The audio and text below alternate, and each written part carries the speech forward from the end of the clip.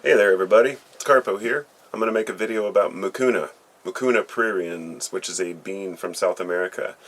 And it's one of the products that I carry on my site, and I've been asked several times what exactly Mucuna is, how it works, and what's the difference between Mucuna and L-Dopa, or levodopa. Now L-Dopa is a precursor to dopamine, meaning that your body can take that and use it to build dopamine.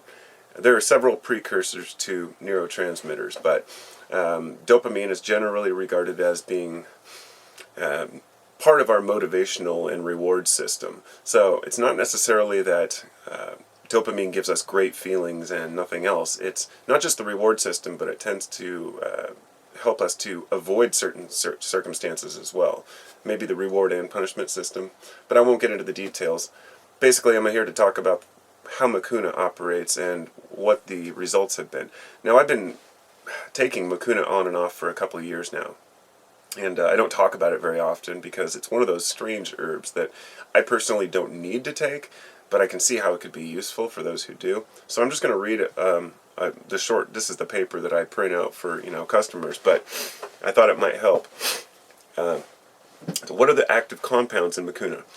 The magic of every therapeutic plant resides in its beneficial active compounds. The interaction between these compounds is typically responsible for the plant's favorable effects. In Mucuna pruriens, levodopa, or L-Dopa, is one of these compounds.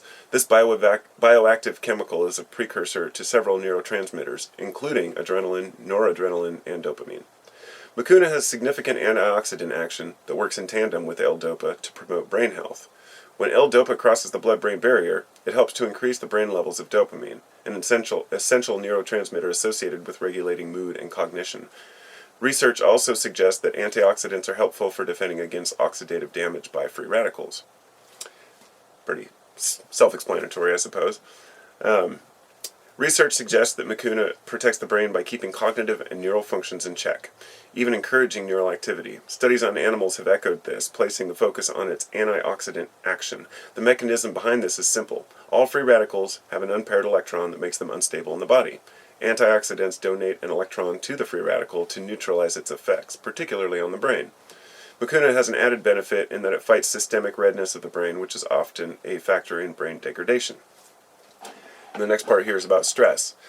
Ayurvedic tradition uses Mucuna to positively promote mental health and stress response. A study involving 120 men who suffered from psychological stress reported that supplementation with Mucuna significantly eased stress. Oddly enough, the men also had fertility issues, and supplementation appeared to promote sperm quality and count.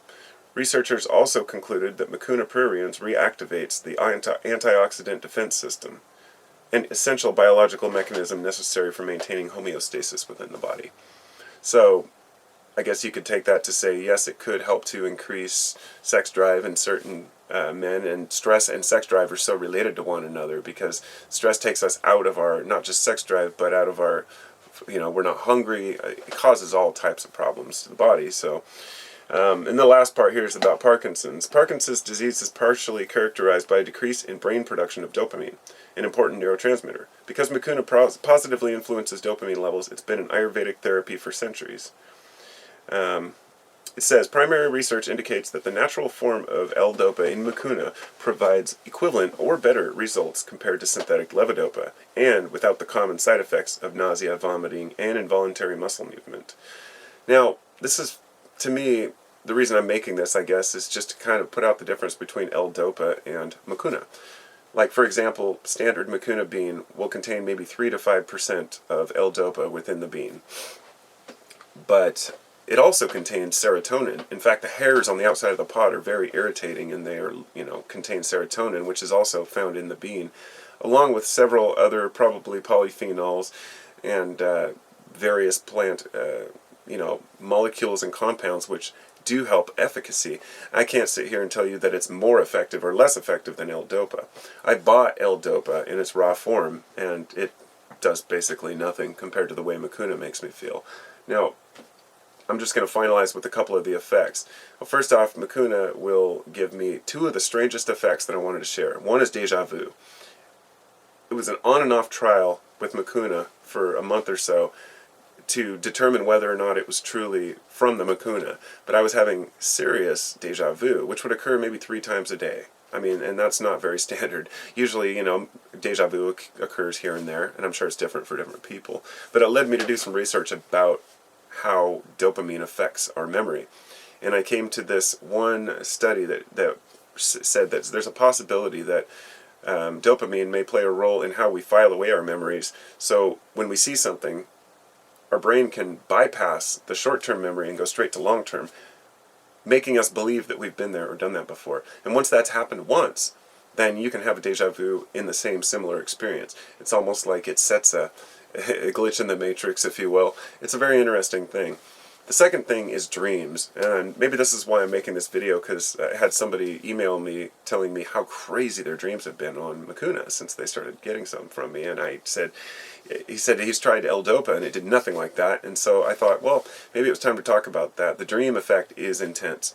I don't take Mucuna at night because I love dreams, but they are wild dreams. I mean, it gives you very interesting dreams. And I'm curious to know how dopamine and neurotransmitters play a role in sleep, and whether it maybe has an effect on melatonin as well. I mean, we have serotonin, melatonin, dopamine. They're all, compounds that can be built within the body. It's fascinating. A lot of people, we hear about serotonin and dopamine and figure, oh, it's in the brain. A lot of people don't realize that over 90% of the serotonin in the body is produced in the gut. And the bacteria, our natural flora, help to promote that, and so your stomach really does have a brain of its own, just like your heart has several neurons.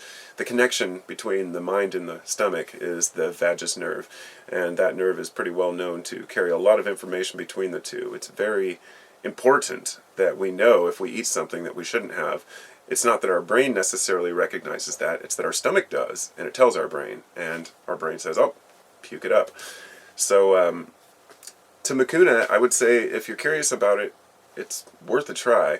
It's not something that you can generally recommend for anyone. It's something that a person can try if they think that they may need some help. So if it's a sex drive issue, or if it's an issue with memory or recall, or motivation, or Parkinson's, anything relating to memory loss, this may help, because I consider it one of the top nootropics for that reason, just because in its natural form it's so useful.